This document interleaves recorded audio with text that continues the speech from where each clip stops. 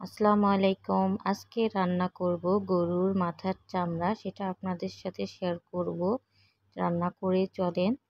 কড়াইতে তেল দিয়ে আমি পেঁয়াজ ভেজে নিব। পেঁয়াজ, তেজপাতা, মশলা দিয়ে দিব। এবার পেঁয়াজটা দিব।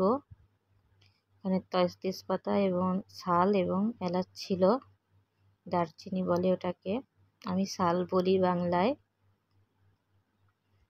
এবার মশলা দিয়ে দিব স্বাভাবিক, যেটা আমরা গরুর গোশে যে মশলাটা ইউজ করি সেইটুকু আমি দিয়েছি, মানে আদা, রসুন, পেঁয়াজ, গরম মশলা এটাই ব্যবহার করেছি।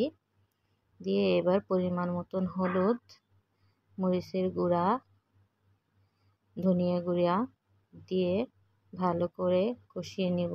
আমি একটু পানি দিয়ে দিলাম।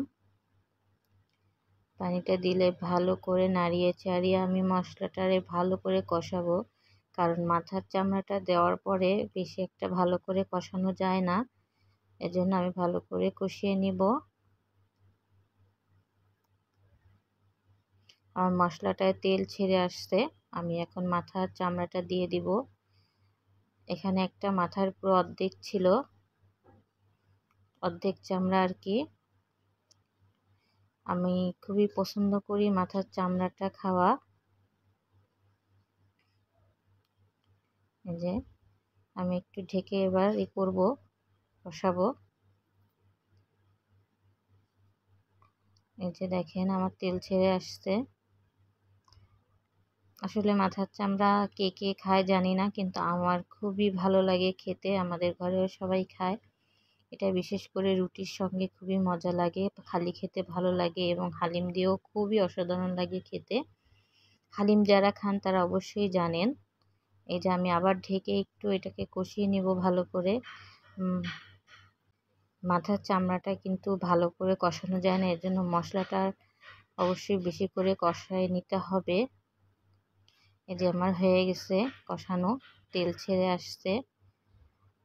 যে যেরকম, এই যে আমি প্রেশার কুকারে দিব, যেহেতু চুলায় রান্না করলে লাগতো না, কিন্তু গ্যাসের চুলায় তো, এজন্য আমি প্রেশার কুকারে দিয়ে এটা একটু সিটি দিয়ে নিব।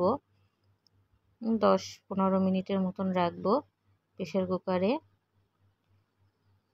এই যে হয়ে গেছে, আমি একটু জিরার গুঁড়া দিয়ে দিচ্ছি। আমি বন্ধ করার এটা দেখাইনি। এই যে হয়ে গেছে,